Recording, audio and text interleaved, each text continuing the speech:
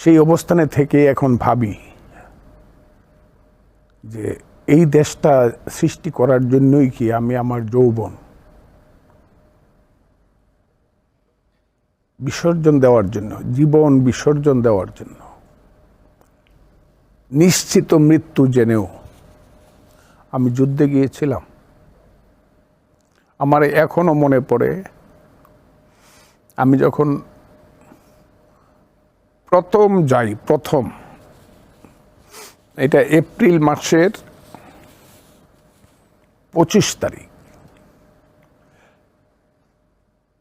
1971 সন,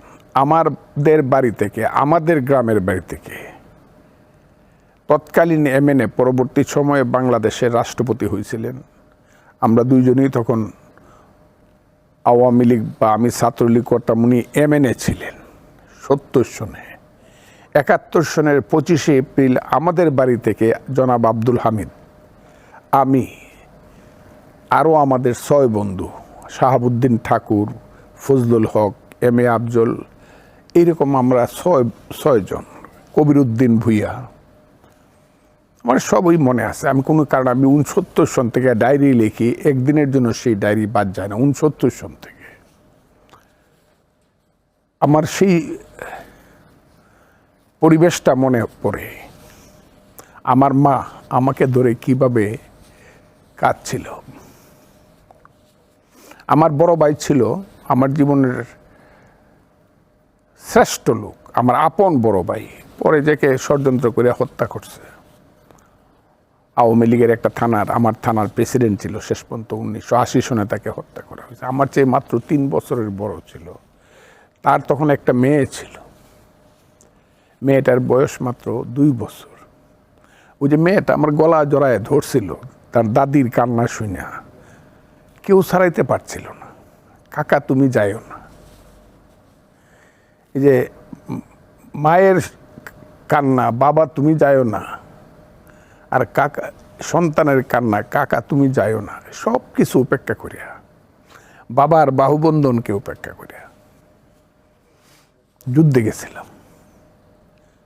সেই বাঙালি জাতির 1000 বছরের শ্রেষ্ঠ যে মুক্তিযুদ্ধ, সেই যুদ্ধে গেছিলাম। মেঘালয়ের পাহাড়ে গেছিলাম। মাসটা ছিল এপ্রিল মাসের 30 তারিখ। আমরা গিয়ে পৌঁছলাম মেঘালয়ের শিলংয়ের 80 কিলোমিটারের বর্ডারে, তার নাম হলো বালাট, সুনামগঞ্জের বর্ডার। সেই বৃষ্টি, সেই খায়া না খাওয়া থাকা, আমার এখনো মনে হয় 3 দিন আমি ভাত পাই নাই, শুধু বিস্কিট খায়া রয়েছি। এরকম গেছে, সবাই আমরা কষ্ট করছি। তারপরে ট্রেনিংয়ে গেলাম 21শে জুন, প্রথম যুদ্ধে গেলাম 21শে জুন। তখন আমাদের কমান্ডার ছিল মেজর মীর শৌকত আলী। যুদ্ধ হচ্ছিল তখন তামাবিল এবং জাফলং পাক বাহিনী, আর আমরা হইলাম ইন্ডিয়ার ডাউকি, অপোজিট বর্ডার, যেখানে একটা ব্রিজ আছে, যে ব্রিজের মধ্যে কোনো পিলার নাই, ডাউকি ব্রিজ বলে এটাকে। আমি ওইখানে 3 থেকে 4 দিন বাংকারে থেকে যুদ্ধ করছিলাম। জীবন বাজি রেখে যে যুদ্ধ আপনার মুক্তিযোদ্ধারা করেছেন, তারপরে যে দেশটা পেলেন এত বছর পরে এসে, সেই জায়গায় একটু হলো প্রশ্নটা। আমি আপনাকে এটাই বলবো। আমি প্রথম দিনটা বললেই 4 দিন পরে মীর শৌকত আলী বললেন, তোমাদের আর এখানে থাকার দরকার নেই, পাক বাহিনী হইটা গেছে, তোমরা যার যার জায়গায় যাও। এই যে আমি ভিতরে আসলাম, যুদ্ধ করলাম, তারপরে আবার হায়ার ট্রেনিংয়ে গেলাম দেরাদুন, টান্ডুয়া।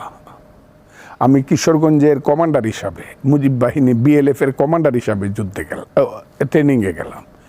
সেখানে ট্রেনিং দিলাম, আবার আসলাম, যুদ্ধ করলাম, দেশ স্বাধীন করলাম। সেই যে স্বপ্নের বাংলাদেশ, এই বাংলাদেশ আর আজকের বাংলাদেশ যদি জানতাম যে 54 বছর পরে বাংলাদেশের এই রূপ হবে, মুক্তিযুদ্ধের বাংলাদেশের, আমি আল্লাহর কসম খাইয়ে বলছি, আমি মুক্তিযুদ্ধে যাওয়ার আগে বা যুদ্ধ করার আগে 1000 বার চিন্তা করতাম। এটা কোনো দেশ না, এটা পূর্ব পাকিস্তানের চেয়েও খারাপ অবস্থানে আছে এখন। চেতনার দিক থেকে তো এটা পাকিস্তানের চেয়েও খারাপ আছে এখন বাংলাদেশ। কেন এমন মনে করছেন? শেখ হাসিনার সময় 15 বছর ছিল ফ্যাসিজম, স্বৈরতন্ত্র, ইলেকশন ছিল না, মানুষের গণতান্ত্রিক অধিকার ছিল না, কথা বলার অধিকার ছিল না।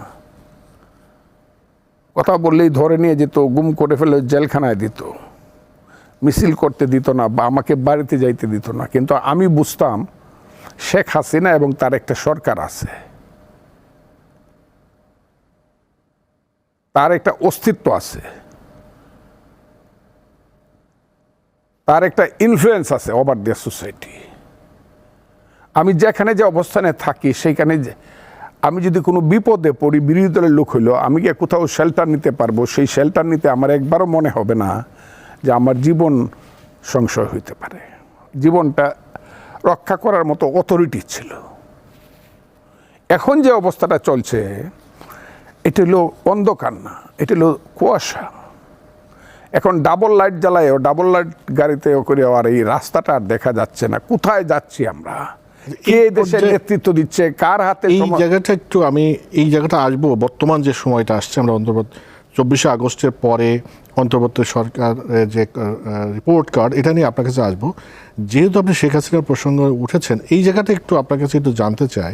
আপনি একসময় ছাত্রলীগ করতেন, আওয়ামী লীগ করেছেন এবং শেখ হাসিনাকে খুব কাছ থেকে দেখেছেন। তার যে এই যে ফ্যাসিস্ট হয়ে ওঠা, তার মনস্তত্ত্বটা এবং আপনার মূল্যায়নটা একটু জানতে চাই। তার মনস্তত্ত্বটা যদি একটু মানুষকে বলতেন। মনস্তত্ত্বটা হলো, আমি যতটুক তাকে জানি, উনি ক্ষমতাটাকে খুব বেশি পছন্দ করেন। আর ক্ষমতার পিছনে যদি রাজনীতি না থাকে, চেতনার স্তরে যদি রাজনীতি না থাকে, শুধু ক্ষমতা ব্যবহার করার প্রশ্ন হয়, এবং সেই ক্ষমতাটা যদি বাধাগ্রস্ত না হয়, অপ্রতিহত ক্ষমতা হয়, আশেপাশে যারা আছে, উপরে গার্জেন থাকুক, ধরেন বাবা আছে, ছেলে দুষ্টামি, বাবা বলতে এই তুমি কি করো। রাজনীতিতে তার কোনো গার্জেন ছিল না, এমনকি তার পাশের সাথীরা যারা ছিল তারা কিন্তু তাকে বিরত করে নাই, বরং এটাকে যারা গাড়িটা দ্রুত চালায় যাতে অ্যাক্সিডেন্ট করে সব কিছু ধ্বংস করে দিতে পারে তার ব্যবস্থা করছিল, এবং সেটাই হয়েছে। শেখ হাসিনাকে পরামর্শ দেওয়ার মতো যেমন কোনো লোক ছিল না। উনার ইতিহাসের জ্ঞান সম্পর্কে, আমি যেহেতু উনার সেক্রেটারি 11 বছর উনার সেন্ট্রাল কমিটির মেম্বার ছিলাম, আর আওয়ামী লীগের সেন্ট্রাল কমিটির মেম্বার মাত্র 61 জন, টোটাল 600-700 না, সে তার একজন ছিলাম আমি দীর্ঘদিন। এবং শেখ হাসিনার সঙ্গে আমি 6 ঘন্টা থেকে 12 ঘন্টা 15 ঘন্টা পর্যন্ত প্রতিদিন কাটাই। আমার কাজে আমি কোনো কিছু করতাম না, শুধু রাজনীতি করতাম। সেই শেখ হাসিনাকে আমি দেখছি, বলছি, উনার যে তাত্ত্বিক জ্ঞান যেটা থাকা দরকার, রাজনৈতিক জ্ঞান যেটা থাকা দরকার, ইতিহাসগত জ্ঞান যেটা থাকা দরকার, আমার কাছে মনে হয়েছে সিলেক্সিট 1 নম্বর। এবং ক্ষমতাটাকে উনি সাংঘাতিকভাবে, এটা ওয়াজেদ মিয়ার বই পড়লে আপনাদের, ক্ষমতাটাকে উনি ব্যক্তিগত এবং রাজনৈতিক ক্ষমতায় সাংঘাতিকভাবে অপ্রতিহত গতিতে ব্যবহার করতে চাইছে। এবং আস্তে আস্তে ক্ষমতা যখন লাগাম ছাড়া হয়ে যায়, এটা প্রয়োগ করতে খুব মজা লাগে যতক্ষণ পর্যন্ত অ্যাক্সিডেন্ট না করে। এবং সেইভাবেই তিনি কিন্তু ফ্যাসিস্ট হয়ে উঠছেন। 1। 2 নম্বর হইল, যখন একটা অন্যায় করে ফেলছেন, একটা ইলেকশন না দিয়া মনে করছেন জোর করে আমি ক্ষমতায় থাকবো 2014 সনে, আবার 18 সনে মনে মনে কইছে আচ্ছা একটা ইলেকশন দেই না, আবার অন্যরা গিয়া বুঝাইছে যে না, ইলেকশন যে দিবেন আপনি যদি ফেল করেন তাহলে 14 সনের ইলেকশন না দেওয়ার বিচারটা কিন্তু হবে, ওই যে টাকা পয়সা দুর্নীতি এগুলো সব বিচার হবে, কাজে কারো হাতে ক্ষমতা থাকা ছাড়া যাবে না। এই যে মেন্টালিটি, যে ক্ষমতা থেকে চলে গেলেই আমাকে বিচার ফেস করতে হবে, আমাকে জেলখানায় যেতে হবে, এই ভীতি বলেন আর মানসিকতা বলেন, সেই মানসিকতাকে জোর করে ক্ষমতা থাকার চেষ্টা করছে। এবং তারই পরিণতি হলো 24 তারিখে, আমি 24 সনে 7ই জানুয়ারি আমি এবং ডামি পর্যন্ত গিয়ে উনি ঠেকছে। এবং যখন আঘাত আসছে তখন সমস্ত ফাউন্ডেশনটাই এত বেশি ছিন্ন বিচ্ছিন্ন হয়ে গেছে, ওই ফাউন্ডেশনের উপরে দাঁড়ায় উনি আর যুদ্ধটা করতে পারেন নাই। কাজেই ক্ষমতা তাকে যতটুকু আমরা দূরে থেকে দেখছি, যতটুকু তাকে শক্তিশালী করছে, আসলে ভিতরে ভিতরে কিন্তু উনি সব কিছু তার ক্ষয়ে গেছিল, যেহেতু পলিটিক্স ছিল না। কারণ পলিটিক্স হইল মূল ব্যাপার। আপনি রাষ্ট্র ক্ষমতা যদি গণতান্ত্রিকভাবে পরিচালিত করতে চান, this is not the arms that fights, but the man behind the arms, and ideology behind the man that fights.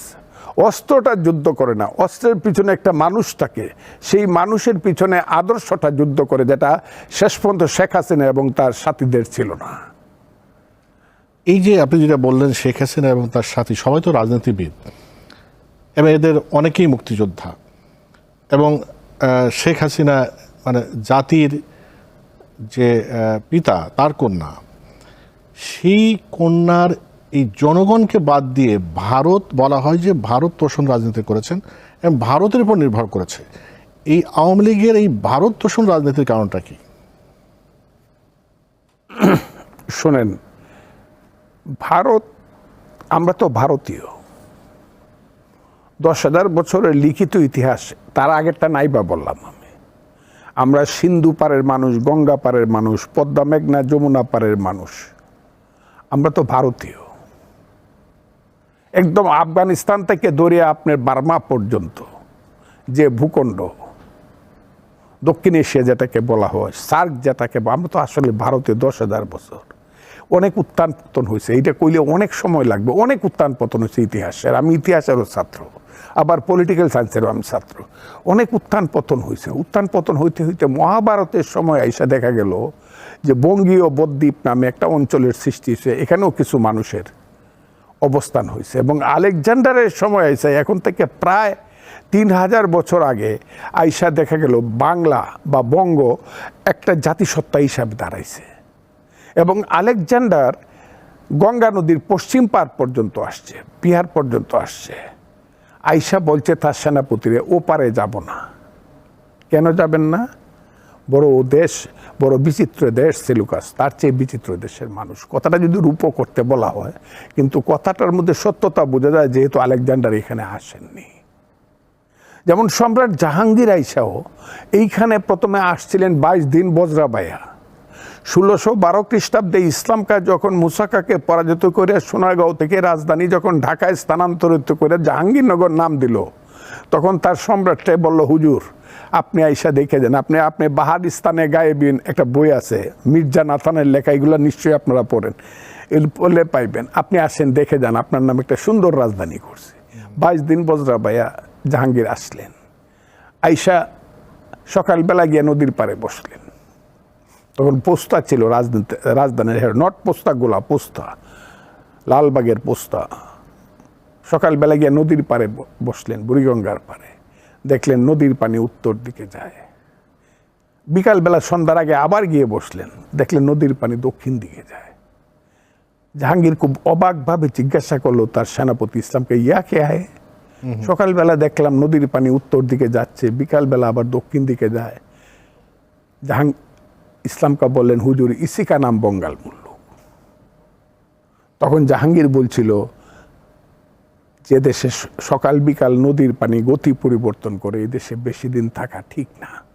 তুমি কালকে বজরা রেডি করো, দিল্লিতে আমার কাজ আছে, চলে যাইতে হবে। আসছিল কিন্তু 1 মাস বেড়ানোর জন্য, বাংলা দেখার জন্য। বড় বিচিত্র এই দেশে। ওই আমি সবসময় বলি, এই বাংলায় শুধু বেলিচা মিলিয়ার জুই ফুল ফুটে না, দেশে রক্ত গোলাপ, রক্ত জবা ফুটে। এদেশের জঙ্গলে শুধু কোকিল ডাকে না, এদেশের জঙ্গলে রয়্যাল বেঙ্গল টাইগারও ডাকে। যে দেশে রয়্যাল বেঙ্গল থাকে, সেই দেশে কেন আরেকটা পার্শ্ববর্তী প্রতিবেশী দেশে তোষণ করতে হবে? আমি বলছি, যে দেশ আপনার আমি বলছি, আমি কথাটা মাথায় আছে, কিন্তু ভারতের উত্তরটা দিতে আমাকে খুব খুব চিন্তা করে দিতে হবে। কারণ আমি যে এখানে বৈশা রয়েছি, এই যে আমার কানের দুইটা দেখেন, আমি কানে কিছুটা প্রবলেম আছে। আমি বয়স যেহেতু হয়েছে, যেহেতু ডায়াবেটিস আছে, এটা মাদ্রাস থেকে আনছিলাম। গত 8ই আগস্টে যাওয়ার কথা ছিল, এটা আবার নতুন করে দেখানোর জন্য। আমার এটা কিন্তু নষ্টের পথে, কিন্তু ডরে বয়ে যাচ্ছি না ইন্ডিয়াতে। কেন যাচ্ছি না এটা বুঝেন, গেলেই বলবো ফজলুর রহমান বোধহয় দালালি করতে যেতেছে। ভারতের কথাটা খুব সাবধানে, সংগোপনে বলবো না, আমি খুব সাবধানে এবং সতর্কতার সাথে বলতে হয়। ভারত আমাদেরকে সাহায্য করছে, কথাটা সত্য না মিথ্যা, মুক্তিযুদ্ধে যে যত কথাই বলুক, ওই যে আমি আলবদর রাজাকার দুইটা কথা বললেই কয় ফজলুর রহমান দুজকে যাইব, মৌলানা সাহেবরা আমার এমন গাছকেও দেখলাম এমন নাম কইতে পারি এমন গালাগালি করে। আলবদর রাজাকার ফজলুর রহমান বলার সঙ্গে সঙ্গে এমন একটা আইন করতে হবে যে আইন আলবদর এবং রাজাকার যে বলে তার 2 বছরের সঙ্গে সঙ্গে জেল হবে। এটা কালকে কইছে মৌলানা আব্দুল সালাম যুক্তিবাদী, এবং নামটা কইছে আমার ফজলুর রহমানের 2 বছরের জেল হইব আলবদর রাজাকার কইলি। ইন্ডিয়া যে আমাদেরকে এরা কি বললো সেটা বড় কথা না।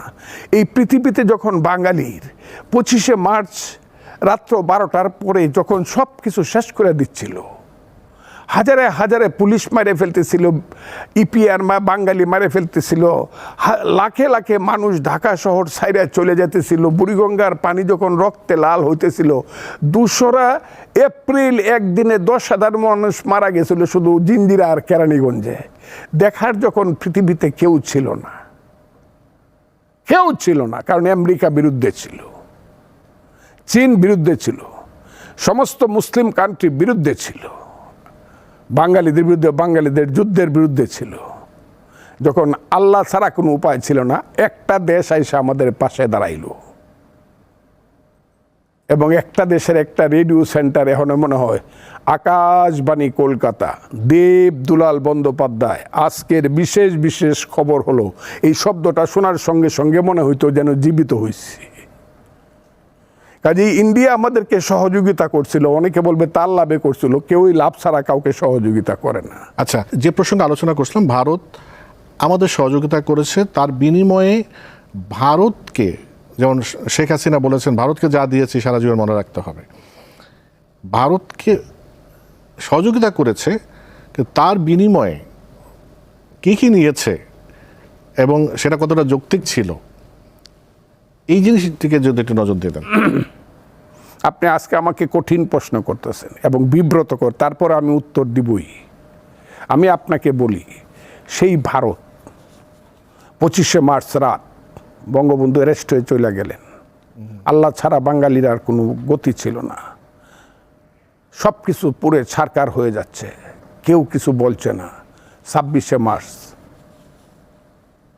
সারা বাঙালি জাতি যে যেখানে আছে, যে যেখানে পারে, কেউ লাঠি নিয়া, কেউ খুন্তি নিয়া, কেউ দুনালা বন্দুক নিয়ে পাক বাহিনীর বিরুদ্ধে যুদ্ধ করতে শুরু করছে। আর নামছে কে? নামছে সেনাবাহিনী প্রথম, এবং সেই সেনাবাহিনী যিনি যুদ্ধের ডিক্লারেশন দিয়েছে তাকে এই গৌরবের অংশ করতেই হবে, তার নাম Ziaur Rahman, major Zia. Major Zia do hereby declare the independence of Bangladesh.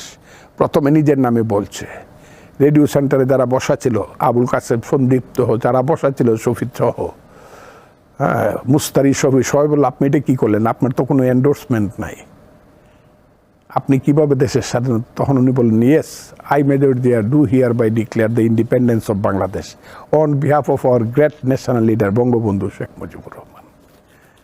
মানুষ জানলো সেনাবাহিনী যুদ্ধে নামছে, সব জায়গাতে। শফিউল্লাহ যুদ্ধে নামছে, আমি কিশোরগঞ্জে ছিলাম, শফিউল্লাহ 1 এপ্রিল কিশোরগঞ্জে গেছে, ওই দিকটা ময়মনসিংহ হয়ে গিয়ে আজিমুদ্দিন হাই স্কুলে গিয়ে ক্যাম্প বসাইছে। শফিউল্লাহ মেজর, পরে major general Shafiullah, Khaled Musharraf, CR Dutta, Mir Shaukat Ali, এবং পরবর্তী সময়ে কর্নেল তাহের, পরবর্তী সময়ে কাজী নুরুজ্জামান, মেজর মঞ্জুর পাকিস্তান থেকে আইসা, মেজর জলিল পাকিস্তান থেকে আইসা, এইভাবে সেক্টরে সেক্টরে যুদ্ধ শুরু হলো। কিন্তু আমাদের শুধু বেঙ্গল রেজিমেন্ট দিয়ে তো পাকিস্তানকে মোকাবেলা করা যাবে না। এরা প্রত্যেকে যে পিছাইতে পিছাইতে কোথায় গেল? জিয়াউর রহমান সাহেবের নিজের বই পড়েন, নিজের উক্তি পড়েন, নিজের লেখা পড়েন, বলে আমি পিছাতে পিছাতে সাবরুম চলে গেলাম। সাবরুমের পরে নদীটা পার হয়ে বিলোনিয়া আমাকে যেতে হলো বাধ্য হইয়া, এবং আমাকে আশ্রয় দিল। বিলোনিয়া কোথায়? বিলোনিয়া হলো ত্রিপুরায়, ইন্ডিয়ার ত্রিপুরা। এবং সমস্ত মেজরদেরকে, বিলোনিয়া না শুধু, সবাই করিমগঞ্জ আশ্রয় দিল কাকে? সিআর দত্তকে। সেটা নিয়ে কোনো প্রশ্ন সব দিল।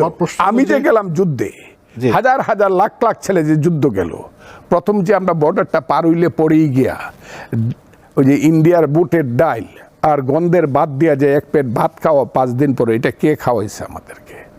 আমি জানি তাদের স্বার্থ আছে, এটা মাথায় রেখে আমি কথাটা বলি। ইন্ডিয়া খাওয়াইছে, তারপরে যে আমি যুদ্ধে গেছি, আমি যে 4 সপ্তাহ ট্রেনিং দিছি, ট্রেনিং দেওয়ার পরে যে আমি 7.62 রাইফেলটা নিয়ে যে ভিতরে ঢুকছি, LMG-টা নিয়ে ভিতরে ঢুকে, এটা কার ছিল? এটা ইন্ডিয়ার ছিল।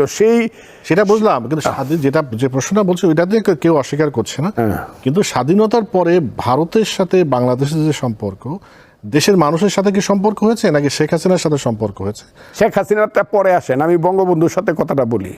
জি, বঙ্গবন্ধু কিন্তু ভারতের মাথার উপর দিয়ে উড়িয়েই কিন্তু লাহোরে গেছে কিনা বলেন?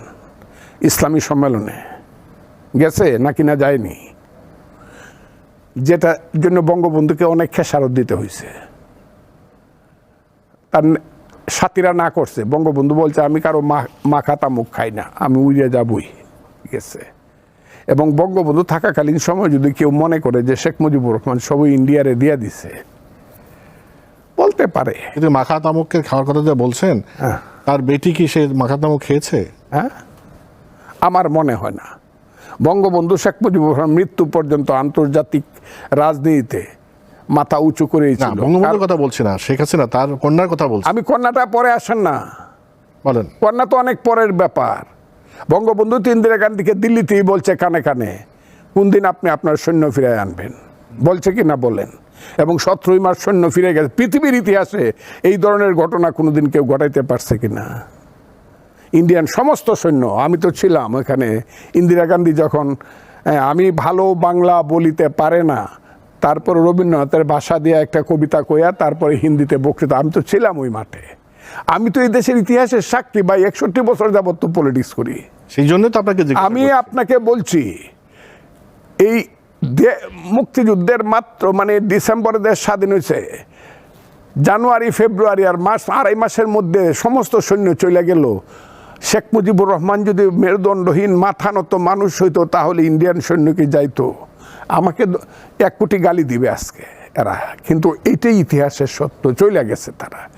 তারপরে আপনার চতুর্পাশে যখন ইন্ডিয়া আছে, পানির ব্যাপারে তার সাথে ঝগড়া হবে, বর্ডারের ক্ষেতের ব্যাপারে তার সাথে ঝগড়া হবে, গাছ কাটার ব্যাপারে তার সাথে ঝগড়া হবে, পাহাড়ের ব্যাপারে তার সাথে ঝগড়া হবে, বরাক নদীর মাছের ব্যাপারে সুরমা কুশিয়ারেতে তার সাথে আপনার ঝগড়া হবে।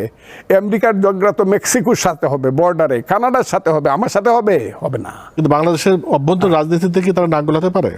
না, নাক গলানো উচিত না। তারা যে নাক গলাইছে, যে নাকটা তারা গলাইছে এইবার, এটা শেখ হাসিনার ব্যক্তিত্বহীনতা, আওয়ামী লীগের রাজনীতিহীনতার জন্য যে নাকটা গলাইছে, ইতিহাসে তাদেরকে তার জন্য কৈফিয়ত দিতে হবে। আমি এই ব্যাপারটা করে খুব আমি এই কারণে বঙ্গবন্ধুর ব্যাপারটা আমি ক্লিয়ার করে রইলাম।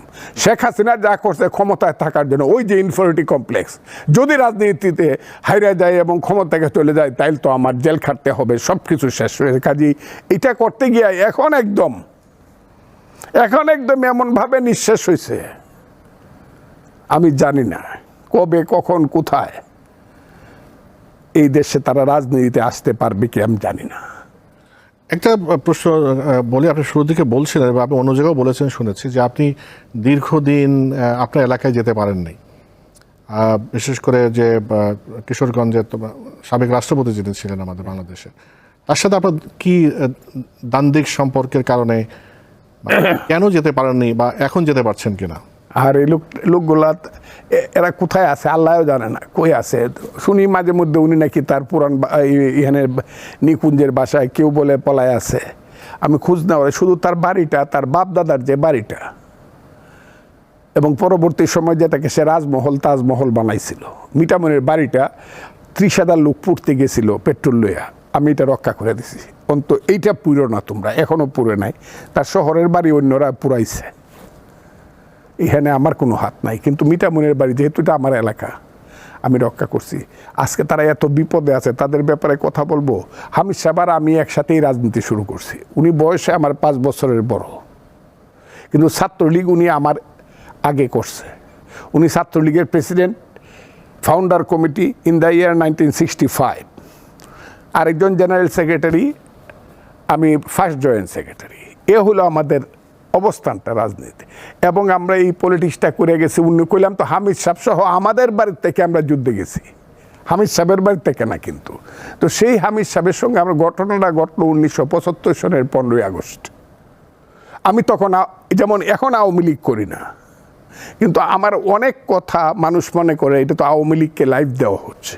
আমার কথাটা খুব বোঝার চেষ্টা করেন, কিন্তু আমি আওয়ামী লীগকেও লাইভ দিচ্ছি না, আমি ইতিহাসের সত্য কথাটা বলছি। এতে যে যা কয় কোক, আমি সারা জীবন ইতিহাসের সত্য। ওই সময় আমি পলিটিক্স করতাম না, বাকশাল করার পরে আল্লাহর কাছে তৌবা করে পলিটিক্স ছেড়ে দিয়েছিলাম। 15ই আগস্টে যখন শিশু হত্যা, নারী হত্যা হয়েছে, আবার শপথ নিয়েছি, আল্লাহ তুমি আমাকে মাফ করো, যে দেশে নারী হত্যা, শিশু হত্যা হয়, এটার প্রতিশোধ নেওয়ার জন্য রাজনীতি আমি করব। ওই আবার শুরু করলাম। আমি যখন রাজনীতি শুরু করলাম, আমি মুজিব বাহিনীর লিডার, আমার কাছে অস্ত্র আছে, আমি কিশোরগঞ্জের সবচেয়ে শক্তিশালী মুক্তিযোদ্ধা, আমার সাথে এক ডিস্ট্রিক্টের মোটামুটি পুলিশরা এরা কেউ পারবে না। আমি তো মনে করছি কিশোরগঞ্জ দখল করে বসে থাকবো, মুস্তাক কি করবে। সেই হামিদ সাহেব আমাকে